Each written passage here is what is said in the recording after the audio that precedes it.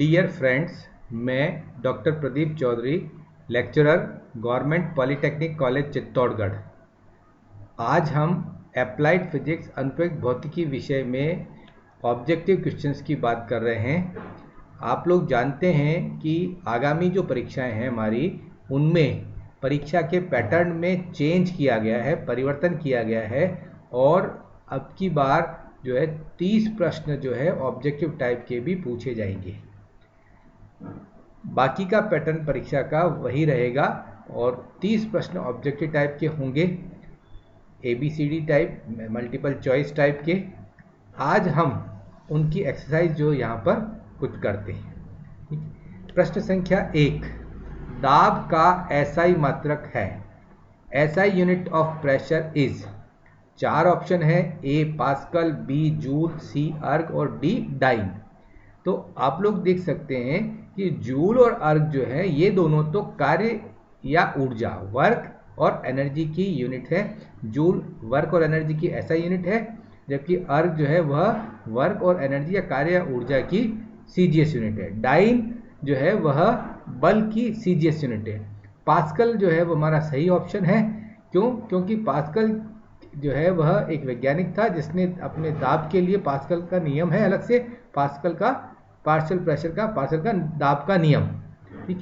तो इसलिए दाब के मात्रक जो है वो पास्कल वैज्ञानिक के ऑनर में दाब का SI मात्रक पास्कल रखा गया है और इसलिए इस प्रश्न का सही उत्तर जो है वो पास्कल है, A। अब हम बात करते हैं प्रश्न संख्या 2 की। पृथ्वी के लिए भू स्थिर उपग्रह का आवर्तकाल होता है। Time period of a geostationary satellite for the earth is. 4 option है ABCD के रूप में, 12 घंटे, 6 घंटे, 18 घंटे और 24 घंटे। तो आप जानते हैं कि पृथ्वी के लिए भू स्थिर उपग्रह वह उपग्रह होता है जिसका आवर्तकाल ठीक वही हो जो पृथ्वी का अपनी अक्ष पर घूर्णन गति का होता है। पृथ्वी का अपनी अक्ष पर जो घूर्णन गति होती है उसका आवर्तकाल 24 घंटे होता है, इसलिए पृथ्वी के लिए जो भू स्थिर उपग्रह है उसका आवर्तकाल भी 24 घंटे होगा। इसलिए इस प्रश्न का सही उत्तर है D, 24 घंटे। अब हम बात करते हैं प्रश्न संख्या 3 की। लेंज का नियम निम्न में से किस सिद्धांत पर आधारित है?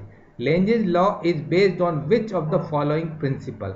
4 तरह के प्रिंसिपल हमको दे रखे हैं। रेखीय संवेग संरक्षण A, B ऊर्जा संरक्षण, C आवेश संरक्षण और D कोणीय संवेग संरक्षण। हम लोग जानते हैं कि लेंज के नियम के अनुसार किसी भी बंद परिपथ में जो प्रेरित विद्युत वाहक बल है या प्रेरित धारा की दिशा है वह इस प्रकार की होती है कि वह उस कारण का विरोध करती है जिस कारण से उसकी उत्पत्ति हुई है।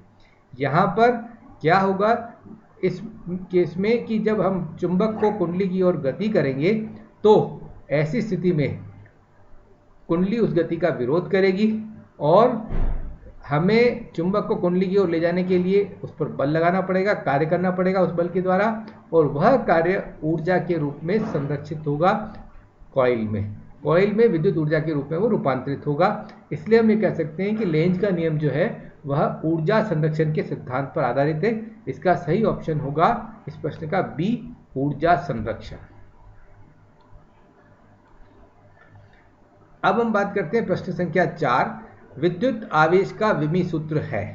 Dimensional formula of electric charge. 4 option है। पहले अपन देखें विद्युत आवेश का विमी सूत्र कैसे निकाला जा सकता है। हम लोग जानते हैं कि विद्युत धारा जो है वह क्या होती है, विद्युत आवेश के प्रवाह की दर I बराबर Q/T। तो यहाँ से Q के लिए फॉर्मूला रह जाएगा I × T। I विद्युत धारा है और T समय है, दोनों ही मूल राशियाँ हैं।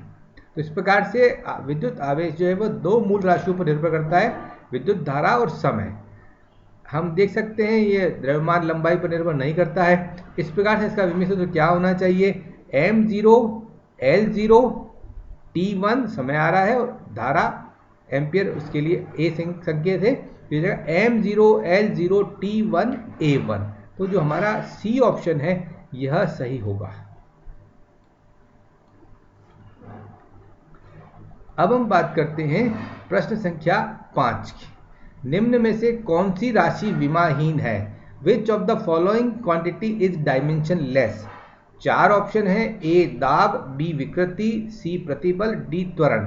Pressure, strain, stress and acceleration. हम लोग जानते हैं कि दाब का अपना विमी सूत्र है, यह विमाहीन नहीं है। प्रतिबल, यह भी विमाहीन नहीं है, इनका भी अपना विमी सूत्र है। और त्वरण भी विमाहीन नहीं है, इनका भी विमी सूत्र है। इन तीनों के मात्रक भी हैं। विकृति की बात करें तो विकृति 2 समान प्रकार की राशियों का अनुपात है। आयतन में परिवर्तन अपन प्रारंभिक आयतन, दोनों के मात्रक सेम है। आयतन में परिवर्तन का वही मात्रक होगा जो प्रारंभिक आयतन का है, इसलिए विकृति के लिए कोई मात्रक नहीं होगा। हम ये कहेंगे विकृति मात्रकहीन है और विमाहीन है। तो जो हमारा इस प्रश्न का सही उत्तर होगा वो होगा बी विकृति स्ट्रेन। बी विकृति स्ट्रेन, ये सही जो है उत्तर होगा इस प्रश्न का। ये हम यहां से देख सकते हैं। अब हम बात करते हैं प्रश्न संख्या 6 की। निम्न में से कौन सी राशि मूल राशि नहीं है? विच of the following is not a fundamental quantity? यहाँ पर ये नॉट शब्द, नहीं शब्द महत्वपूर्ण है। जो राशियां हैं उनमें से कौन सी राशि मूल राशि नहीं है? तो हम पहले देखेंगे मूल राशियां कौन सी इसमें से। परम ताप एब्सोल्यूट टेम्परेचर मूल राशि है, लंबाई मूल राशि है, समय मूल राशि है, रह जाता है दाब। और हम लोग जानते हैं दाब जो है वह व्युत्पन्न राशि है, डिराइव्ड क्वांटिटी है। तो यहां पर हम कहेंगे दाब मूल राशि नहीं है, तो सही ऑप्शन अपना ए होगा, प्रेशर। अब हम बात कर सकते हैं प्रश्न संख्या 7 की। सरल आवर्त गति करने वाले कण का विस्थापन y बराबर 0.001 साइन 1000 पाई टी मीटर है। टी यहाँ पर समय है। गति के प्रारंभ में कण का विस्थापन क्या होगा? Displacement of an object possessing SHM is y equal to 0.001 sin 1000 pi t meter where t is time. Displacement of the object initially. देखिए गति के प्रारंभ में कण का विस्थापन पूछा है, अर्थात t इक्वल टू 0 सेकेंड पर विस्थापन पूछा गया है।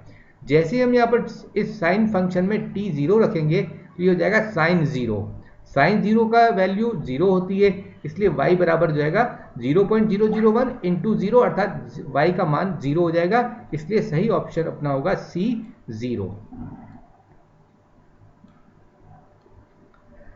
अब बात करते हैं अगले प्रश्न की, प्रश्न संख्या 8।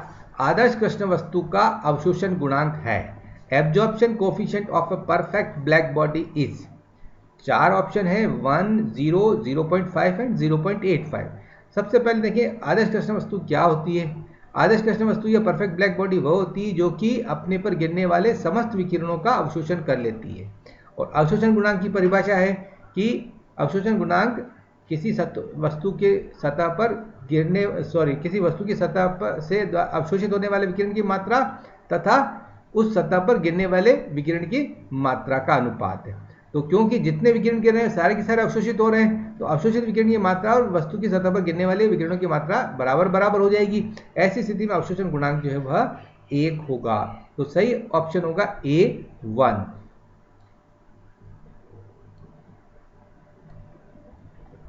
प्रश्न संख्या 9 की बात करते हैं अब। पृथ्वी के किस भाग पर गुरुत्वीय त्वरण का मान अधिकतम होता है? At which part of the earth acceleration due to gravity is maximum. तो देखिए 4 ऑप्शन हैं, भूमध्य रेखीय तल पर, भूमध्य तल पर, इक्वेटोरियल प्लेन पर, केंद्र पर, सेंटर पर, ध्रुवों पर, पोल्स, और इनमें से कोई नहीं, नन ऑफ द अबोव। देखिए केंद्र पर तो गुरुत्वीय त्वरण का मान हम लोग जानते हैं 0 होता है, ये आंसर नहीं है। अब बचती भूमध्य तल पर और ध्रुवों पर।